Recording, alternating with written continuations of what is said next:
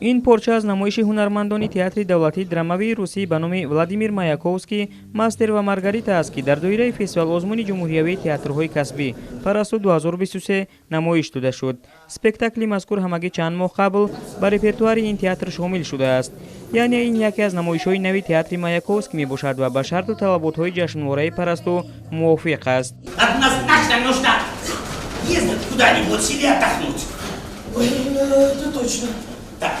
اسپکتاکل ماستر و مارگاریتا که از روی رمانی نویسنده ایروس میخائیل بولگاکوف تهیه شده است از جانب کارگردان خورشید مصطفایف روی صحنه آمد.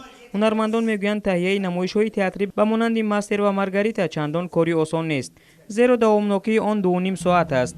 در این مدت توجه تماشابین را جلب کردن و آنها را در تالار نگاه داشتن ملکه و مهارت بلند هنرمندی را طلب میکند.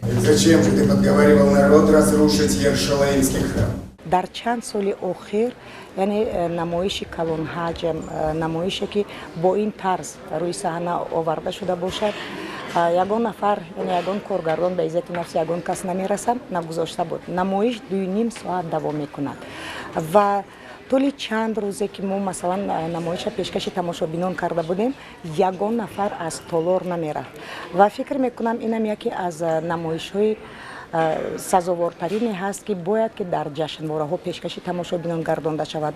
به صحنه گذاشتن رومانی بولگاکوف روند دور و درازی بود که 9 ماه دوام کرده است و در این مدت رژیسور برای به کمال رسانیدن آن اسپکتاکل را قریب 6 مرتبه تغییر داده است. موضوع اثر برخورد بدی و نیکی می باشد که همیشه در زندگی وجود دارد. از این تلاش‌های زیاد و طولانی هنرمندان تئاتر مایاکوفسکی برای پیشنهاد اسپکتاکل ماستر و مارگاریتا و در شکل تماشاباب صحنوی گردانیدن آن میتوان خلاصه کرد که نمایش حکمان فستیوال آزمون جمهوری تئاترهای کسبی پرستو 2023 را بی‌طرف نخواهد گذاشت.